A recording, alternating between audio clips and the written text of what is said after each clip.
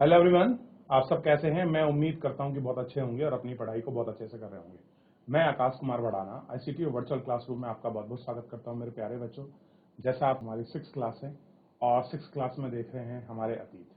और बच्चों, जैसा आपको पता है उसी में हम लोग आपका देख रहे थे। आपका इस चैप्टर के अंतर्गत कल हम लोगों ने आपका प्रारंभ किया था चैप्टर क्या बताती हैं कब्र और किताबें। इसको हम लोग पढ़ रहे थे। तो इसके पढ़ने के दौरान मेरे प्यारे बच्चों, कल हमने ऋग्वेद में एक संवाद पढ़ा था। सूक्त संवाद को हमने जिसमें देखा, जिसमें विश्वामित्र और नदियों के बीच का संवाद था। और नदी भी दो थी आपकी। कौन कौन सी नदी थी बच्चों, आपको पता होना चाहिए। तो व्यास और सतलज के बीच का संवाद था, जिसको हमने इसके अंतर्गत गौर करके पढ़ा। सारी चीजें हमने देख ली किस प्रकार से थी। आइए थोड़ा सा इससे आगे बढ़ते हैं और इसमें जानने का प्रयास करते हैं। कोई भी बच्चा अगर किसी भी स्कूल से खड़ा होकर माइक लेकर चैप्टर को पढ़ना चाहता है, जैसे कल के क्रम में रहा था, आज भी हम आपका उसी क्रम को आगे फॉलो करेंगे। कोई भी बच्चा माइक ले ले और माइक लेकर आपका चैप्टर को पढ़ सकता है। वॉलंटियर बच्चा जीआईसी रीटा खाल, चलिए अब पढ़िए। Good morning sir. Very good morning. वेद में मवेशियों, बच्चों, खासकर पुत्रों और घोड़ों की प्राप्ति के लिए अनेक प्रार्थनाएं हैं। घोड़ों को महावेश लाए जाते थे। लड़ाइयाँ वैसे जमीन के लिए भी लड़ी जाती थी, जहाँ अच्छे चारागाह हो या जहाँ पर जौ जैसी जल्दी तैयार हो जाने वाली फसलों को उपजाया जा सकता हो। कुछ लड़ाइयाँ पानी के स्रोतों और लोगों को बंदी बनाने के लिए भी भाग सरदार रख लेते थे, तथा कुछ हिस्सा पुरोहितों को दिया जाता था। शेष धन आम लोगों में बांट दिया जाता था। कुछ धन यज्ञ करने के लिए भी प्रयुक्त होता था। यज्ञ की आग में आहुति दी जाती थी। ये आहुतियाँ देवी देवताओं को दी जाती थी। घी, अनाज और कभी कभी जानवरों की भी आहुति दी जाती थी। अधिकांश पुरुष इन युद्धों में भाग लेते थे। कोई स्थायी सेना नहीं होती थी, लेकिन लोग सभाओं में मिलते जुलते थे और युद्ध व शांति के विषय में सलाह। वहाँ ये ऐसे लोगों को अपना सरदार चुनते थे जो बहादुर और लोगों का वर्गीकरण काम, भाषा, परिवार या समुदाय, निवास स्थान या सांस्कृतिक परंपरा के आधार पर किया जाता था। ऋग्वेद में लोगों की विशेषता बताने वाले कुछ शब्दों को देखो। ऐसे दो समूह हैं जिनका वर्गीकरण काम के आधार पर किया गया है। पुरोहित, जिन्हें कभी कभी ब्राह्मण कहा जाता था, तरह तरह के यज्ञ और अनुष्ठान करते थे। दूसरे लोग थे राजा। ये राजा वैसे नहीं थे जिनके बारे में तुम बाद में पढ़ोगी। नहीं, ये कर वसूलते थे। प्राय राजा की मृत्यु के बाद उसका बेटा अपने आप ही शासक नहीं बन जाता। पिछले अनुभाग को एक बार फिर पढ़ो और यह पता लगाने की कोशिश करो कि राजा क्या करे। जनता या पूरे बैठ जाओ वैसे, समुदाय के बैठ जाओ बेटे। बहुत बहुत धन्यवाद आपका जीआईसी रीटा खाल। मैं आपको दोबारा मौका फिर दूंगा। चलिए थोड़ा समझ लेते हैं, क्योंकि पैराग्राफ चेंज हो रहा है और उसके बाद दो पैराग्राफ मिक्स हो जाएं तो उससे बढ़िया नहीं। एक एक पैराग्राफ को हम लोग मिलजुल कर उसको समझेंगे और पढ़ने का प्रयास करेंगे। देखिए, जैसे कि हेडिंग है हमारे पास, मवेशी, घोड़े और रथ। ऋग्वेद में मवेशी बच्चों यानी कि खास करके बच्चों का मतलब जो पुत्र हैं, और घोड़ों की प्राप्ति के लिए अनेक प्रार्थनाएं हैं। यानी कि ऋग्वेद में बहुत सारी ऐसी प्रार्थनाएं हैं। जो प्रार्थनाएं किसके लिए लिखी गई हैं, देखिए तो यहां क्या था, बहुत सारी प्रार्थनाएं हैं किसके लिए, घोड़ों के लिए और बच्चों की पुत्र प्राप्ति के लिए। यानी कि यहां पर बच्चों को, घोड़ों को, मवेशियों को सेम समझा गया है। अगर जानवरों को उनको आपके प्राप्त करने के लिए वो आपके प्रार्थनाएं हैं, तो आप समझ सकते हैं घोड़ों को लड़ाई में रथ खींचने के काम में लाया जाता था। इन लड़ाई में मवेशी जीत कर लाए जाते थे। लड़ाई वैसे जमीन के भी लिए भी आपकी लड़ी जाती थी, जहां अच्छे चारागाह हो या जहां पर जो जैसी जल्दी तैयार होने वाली फसल को उगाया जाता था। अब क्या होता था, जो जैसी फसल जो क्या होती है, बहुत जल्दी आपकी तैयार हो जाती है। अगर आप फसलों में देखोगे तो जौ को हम लोग बहुत जल्दी रेडी कर सकते हैं। ठीक, कुछ लड़ाइयां पानी के स्रोत और लोगों को बंदी बनाने के लिए भी आपकी लड़ी जाती थी। पानी का स्रोत मतलब जहां से पानी का मुहाना है, पानी अगर कहीं से बहकर निकल रहा है उस स्रोत पर, उस नदी नाले पर आपके कब्जों को लेकर भी उस समय लड़ाई रहती थी। क्लियर है? युद्ध में जीते गए धन का कुछ भाग आपका सरदार रखते थे। मान लीजिए अगर कोई वॉर हो रहा है, कोई युद्ध हमने लड़ा है, तो उसमें क्या होता था, अगर आपने युद्ध को जीत लिया है तो उस जीते कुछ एक भाग को सरदार रखेगा और उसका कुछ हिस्सा किसे दिया जाएगा? पुरोहितों को, यानी कि जो पंडित वगैरह विद्वान लोग हैं, और शेष को क्या होगा? आम लोगों में बांट दिया जाता था। कुछ धन क्या होता था? यज्ञ करने के लिए भी प्रयोग होता था। यज्ञ की आग की आहुति में दी जाती थी। आहुति मतलब देवी देवताओं के नाम से दी जाती थी। घी, अनाज और कभी कभी जानवरों की आहुति भी दी जाती थी। ठीक? अधिकांश पुरुष इन युद्धों में भाग लेते थे। कोई स्थायी सेना नहीं थी, लेकिन लोग सभाओं में मिलते जुलते थे और युद्ध व शांति के विषय में सलाह मशवरा करते थे। वहां ये लोग अपने को सरदार चुनते थे, जो बहादुर और कुशल योद्धा होता था। कैसा होता था? बहादुर और कुशल योद्धा। यानी कि सिंपल सी हमको इस पूरा पैराग्राफ पढ़कर हमको एक चीज समझ आ रही है कि इस समय जो था घोड़ों का, आपका मवेशियों का महत्व था। लड़ाइयां जो होती थी वो पानी के स्रोत लोगों को बंदी बनाने के लिए थी। जो जैसी फसलों पर ध्यान देता था, अगर उन्होंने कोई धन लूटा है तो वो धन नहीं रहता था। क्लियर है? और आपस में लोग क्या करते थे? सभा के माध्यम से बैठकर आपका सलाह मशवरा करते थे। क्या करते थे? बैठकर आपका सलाह मशवरा करते थे। ये चीज है। अगला है लोगों की विशेषता बताने वाले शब्द। अब इस समय क्या आ गया था? लोगों की विशेषता बताने वाले शब्द आ गए थे।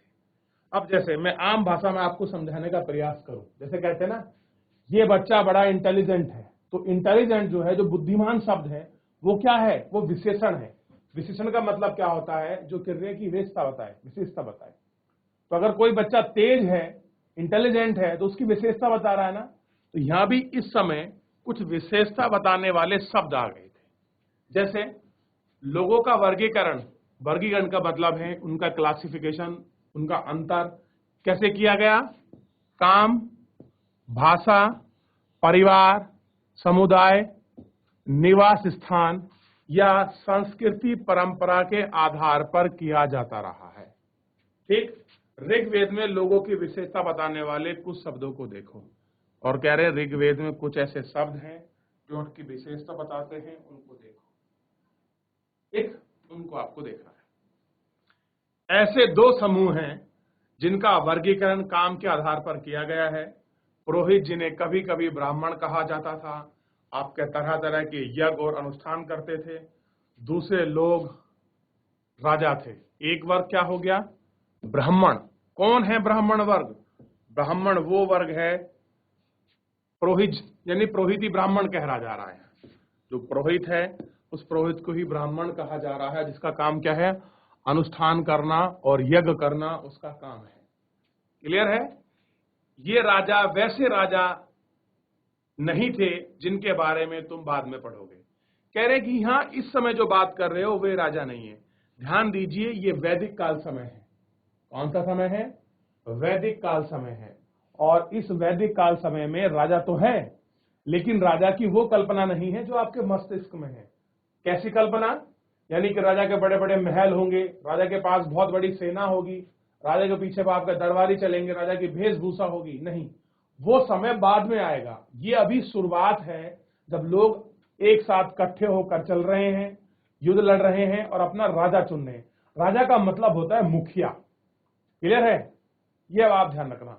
यानी व्यक्तियों में प्रधान, जिसकी सलाह पर फाइनली डिसीजन होगा, उसको कहते हैं क्या बच्चों? हम आपका तो राजा। तो ये राजा कैसे थे? ये घोड़े रखने वाले राजा महाराजाओं की तरह नहीं थे, ये आम राजा थे। ठीक? ना तो इनके पास बड़ी आपके राजधानी थी, ना बड़े महल थे, ना इनके पास सेना थी, ना ये कर वसूलते थे। राजा की मृत्यु के बाद उसका बेटा ही अपना शासक नहीं बनता था। यानी कि यहां लोकतंत्र था। यानी अगर मैं शासक हूं, इस समय मैं राजा हूं, तो मेरा बच्चा ही आपका, मेरा बेटा राजा बने, इसकी कोई गारंटी नहीं थी। क्लियर है? ध्यान रहेगा। आगे बढ़ते हैं। पिछले अनुभाग को एक बार फिर पढ़ो, पता लगाओ, कोशिश करो कि राजा क्या करते थे। अब कह रहे हैं जो ये आपके राजा थे क्या कर रहे थे? बच्चे उस समय युद्ध कर रहे थे, ठीक, अपने क्षेत्रों को जीतने का प्रयास कर रहे थे, ठीक है ना, ये सारी चीज थी। चलिए आगे बढ़ेंगे, नए अनुभाग को समझेंगे, कुछ और नए शब्द निकलेंगे जिनके विषय में हम लोग गौर करके पढ़ेंगे। अब मेरा कोई प्यारा बच्चा खड़ा हो जाए जो माइक लेकर आपका चैप्टर को पढ़े, कोई भी बच्चा। जैसी रीटा खाल, आप भी पढ़ो बच्चे। Good morning sir. Very good morning. क्या नाम है आपका? सर रोहित ढोंडियाल। रोहित ढोंडियाल। रोहित बेटा आप पढ़ना प्रारंभ करें। जनता या पूरे समुदाय के लिए दो शब्दों का इस्तेमाल होता है। एक था जन, जिसका प्रयोग हिंदी व अन्य भाषाओं में आज भी होता है। दूसरा था विश्व, जिससे वैश्य शब्द निकला है। इस विषय पर तुम अध्याय 5 में विस्तार से पढ़ोगी। ऋग्वेद में विश्व के नाम मिलते हैं, इसलिए हमें पुरुष जन या विश्व भरत जन या विश्व यदु जन या विश्व के विश्व जैसे कई उल्लेख मिलते हैं। तुम्हें इनमें से कोई नाम जानना पहचानना लगने इन प्रार्थनाओं की रचना की। वे कभी कभी खुद को आर्य कहते थे तथा अपने विरोधियों को दास या दस्यु कहते थे। दस्यु वे लोग थे जो यज्ञ नहीं करते थे और शायद दूसरी भाषाएं बोलते थे। बाद के समय में दास स्त्रीलिंग दासी शब्द का मतलब गुलाम हो गया। दास वे स्त्री और पुरुष होते थे जिन्हें युद्ध में बंदी बनाया जाता था। उन्हें उनके मालिक की जायदाद माना जाता था। जो भी चाहते थे उन्हें वह सब करना पड़ता था। जिस युग में उपमहाद्वीप के उत्तर पश्चिम में ऋग्वेद की रचना हो रही थी, उसी समय दूसरी जगहों एक अलग तरह का विकास हो रहा था। देखो वहाँ क्या हो रहा था। खामोश प्रहरी कहानी महापाषाणों की अगले पृष्ठ के चित्रों को देखो। ये शिलाखंड महापाषाण बड़ा पाषाण पत्थर नाम से जाने जाते थे। ये पत्थर दफन करने की जगह पर लोगों द्वारा बड़े करीने से लगाए गए थे। महापाषाण कमरे बनाने की प्रथा लगभग 3000 साल पहले शुरू हुई। यह प्रथा दक्कन, दक्षिण भारत, उत्तरी पूर्वी भारत और कश्मीर में प्रचलित थी। कुछ महत्वपूर्ण महापाषाण स्थल मानचित्र 2 में दिखाए गए हैं। कुछ महापाषाण जमीन के ऊपर ही दिख जाते हैं, कुछ महापाषाण जमीन के भीतर भी होते हैं। बैठ जाइए आप। धन्यवाद जय श्री ठाकुर, आप बैठ जाएं।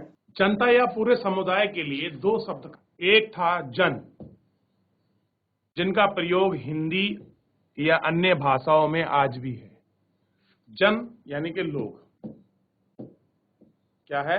जन, ठीक है, ध्यान रहेगा। दूसरा था विश्व। अब विश्व का नाम चेंज कर दिया समय के साथ, आपके शब्दों के मीनिंग बदल गई, हो गया वैश्य शब्द, जिसके विषय में हम अध्याय 5 में बहुत अच्छे से पढ़ेंगे। तो दो शब्द आपको बड़े अच्छे से स्पष्ट होने चाहिए, ये दोनों शब्द जन और विश्व, और क्लियर रहेंगे ना। चलिए आगे बढ़ते हैं। ऋग्वेद में विश्व और जन का उल्लेख, जनों का नाम मिलता। कुछ ऐसे जन थे, कुछ विश्व थे। जैसे विश्व का मतलब समझिए क्षेत्र का नाम, क्या है? पुरुजन या विश्व। आप इसको पुरुजन कह लीजिए या पुरु विश्व कह लीजिए, बात एक ही है, ठीक। दूसरा है, इसी में आपको दिखाई देगा भारत जन, ये जिसको कहते हैं भरत जन। भरत जन के राजा कौन थे? तो भरत जन के राजा थे राजा दुष्यंत, और उन्हीं का पुत्र था भरत, ठीक। और उन्हीं के वंशज से राजा शांतनु, क्लियर है। और शांतनु के पुत्र कौन थे? भीष्म पिता। और उन्हीं के बाद क्या हुए? दो पुत्र होते हैं, विचित्र और विचित्र वीर, ठीक। और उनके भी दो पुत्र होते हैं, कौन कौन? एक कौरव और एक आपके पांडु पुत्र। तो ये महाभारत की। दूसरा है यदुजन। ये यदुजन वही वाला जन है जिसमें श्री कृष्ण का जन्म हो रहा है। ये आपका मथुरा वृंदावन वाले ही हैं, क्लियर है। यदुजन। इसमें आपका राजा कंस था। कौन था? राजा कंस। तो मैं आपको इसलिए समझा रहा हूं कि इस समय ही क्या हो रहा है, उन क्षेत्रों का, उन नए नए राज्यों का जन्म हो रहा है इस ऋग्वैदिक काल के समय में ही।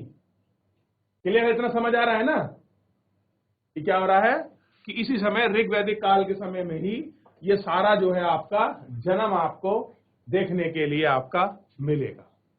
क्लियर है?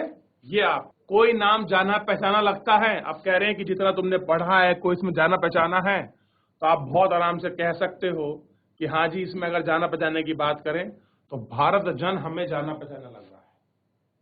क्लियर है? पुरु, पांचाल, ये सब जाने पहचाने हैं क्योंकि महाभारत समय के समकालीन। कह रहे हैं जिन लोगों ने इन प्रार्थनाओं की रचना की वे कभी कभी खुद को आर्य कहते थे।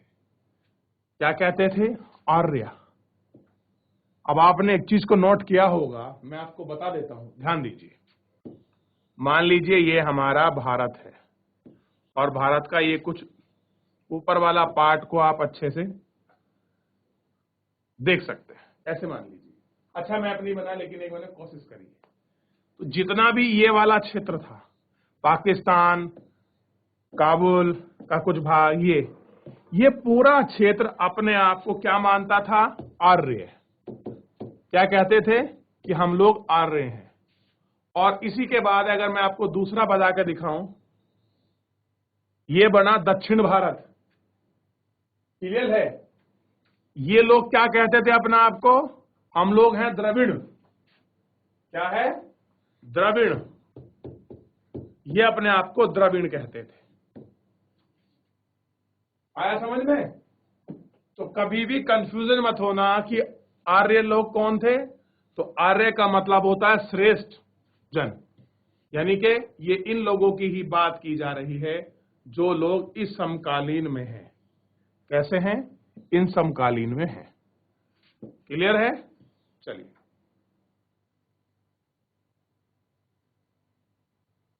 आगे बढ़ते हैं। अपने विरोधियों को दास या दस्यु कहते थे। अब देखिए, आर्य क्या हो गए? अपने आप में श्रेष्ठ हो गए। ये लोग ही थे जो अपने आप को क्या कह रहे थे? आर्य। अब जो इनके विरोधी थे, उन विरोधियों को ये दास कह देते थे, आपका दस्यु कह देते थे। दस्यु वे लोग थे जो यज्ञ नहीं करते थे। क्या नहीं करते थे? यज्ञ। आज के समय में अगर कोई व्यक्ति पार्टी नहीं करता है, मॉडर्न पार्टी, तो हम क्या बोल देते हैं कि तुम तो बड़े पिछड़े हो, है ना? तो इस समय क्या था, जो लोग आपका यज्ञ नहीं करते थे उनको ये दास कहते थे कि तुम्हारी स्थिति अच्छी नहीं है, आप लोग यज्ञ वज्ञ नहीं करते, आपको दूर रहना चाहिए। और शायद दूसरी भाषा बोलते थे, यानी जो संस्कृत इस समय की भाषा थी, ये लोग आपका जो है संस्कृत इस समय नहीं बोल रहे थे, तो इसलिए ये क्या हो गए? दास हो गए, दस्यु हो गए, यज्ञ नहीं कर रहे, संस्कृत नहीं बोलते। इसलिए दो कैटेगरी बट गई। एक हो गए सबसे ऊपर आर्य, और आर्य के बाद हो गए दास। क्लियर है? जो इनकी भाषा नहीं बोलते। बाद के समय में दास मतलब स्त्रीलिंग हो गया, और इस दास से क्या हो गया? इसको दासी। दासी का मतलब, दास का मतलब क्या होता है? गुलाब, यानी कि स्लेव। क्या होता है? गुलाम, इसका मीनिंग होता है। दास वे स्त्री और पुरुष होते थे जिन्हें युद्ध में बंदी बनाया जाता था, जिन्हें उनके मालिकों की जायदाद माना जाता था।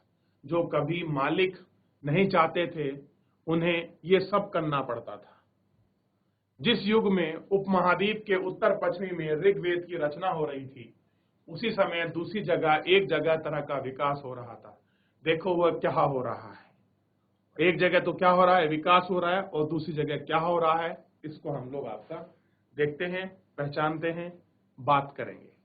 जैसे अब यहां बात करते हैं खामोश प्रहरी की, और खामोश प्रहरी में इसमें हम लोग आपका स्पेशल आपका ढूंढेंगे कहानी महापाषाणों की।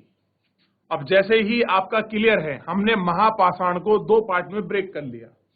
महा का मतलब होता है बड़ा, और पाषाण का मतलब होता है पत्थर। तो महा मतलब बड़े पत्थरों के नाम से, यानी बड़े पत्थरों की कहानी से संबंधित।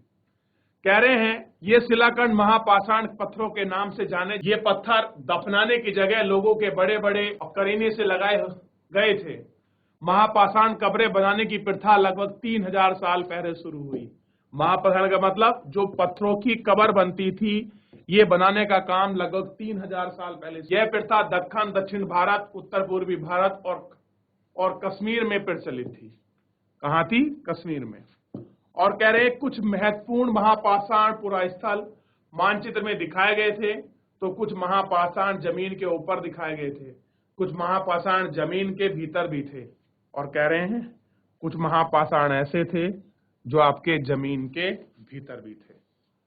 यानी कि पत्थरों द्वारा जो बनाई गई कुछ आपकी कवर थी, कुछ जमीन के ऊपर थी और कुछ जमीन के नीचे थी, जिनके विषय में हम लोग देख। मेरे सारे प्यारे बच्चे इस कवर को गौर करके बहुत अच्छे से देखेंगे, और मैं आपसे इस कवर के बारे में पूछूंगा कि आपको क्या क्या विशेष दिखाई दी। गौर करके देखिए इस कवर को, ये पत्थर की बनी हुई है। सबसे पहले आप इस कवर को देखो,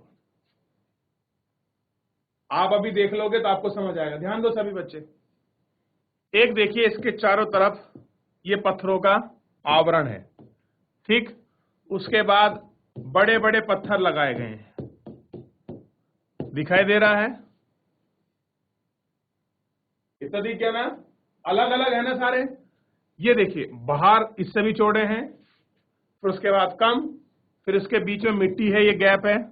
उसके बाद छोटे छोटे पत्थर हैं। कैसा है? छोटे छोटे पत्थर है, देख लिया ना। उसके बाद एक ये बड़ा पत्थर है, इस तरीके से लगा हुआ है। यहां तक दिखाई दे गया? इतना समझ आया ना? है ना अलग कुछ? और एक इसमें पोर्ट होल है, और पोर्ट होल का रास्ता ये जा रहा है। कहां जा रहा है? ये इस तरीके से दिखाई दिया। और इसमें एक गर्त है, गड्ढा है। और अगर इसे मैं जूम करके दिखाऊं थोड़ा सा, तो इसमें कुछ चीजें भी रखी दिखाई देंगी।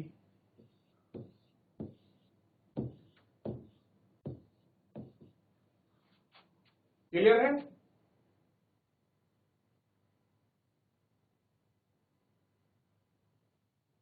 इतना आपने गौर करके देख लिया ना इसको, ठीक। अब इसके विषय में स्टडी करते हैं और इसके विषय में पढ़ते हैं। देखिए, कह रहे हैं कई पुरातात्विविदों को गोलाकार सजे हुए पत्थर मिले हैं, कई बार अकेला खड़ा हुआ पत्थर मिला है। ये एकमात्र प्रमाण मतलब एविडेंस है जो जमीन के नीचे की कब्र को दर्शाता है। कैसा है? ये कब्र कहां है बच्चों? ये कब्र आपका जमीन के नीचे है। ऐसे है? जमीन के नीचे है ये कब्र। तो महापाषाण के निर्माण के लिए लोगों को कई तरह के काम करने पड़ते थे। हमने जो कार्यों की सूची बनाई है उन्हें क्रमबद्ध यानी कि बिल्कुल सिस्टमेटिक करो। गड्ढा खोदना, शिलाखंडों को ढोकर लाना, बड़े पत्थरों को तराशना, मरे हुए व्यक्ति को दफनाना। अब ये सारे काम एक कवर के लिए होते थे। अब जमीन के अंदर है ये पोर्ट होल, तो सोचकर देखिए आप, पहले गड्ढा खोदा गया होगा, फिर इसके लिए चौड़े पत्थर लाए गए होंगे, फिर उसके बाद उससे छोटे पत्थर, फिर और छोटे, फिर खड़ी शिलाएं, फिर नीचे गड्ढा, उसमें मेन होल, फिर रास्ता, ताकि इसमें आदमी को दफनाया जा सके।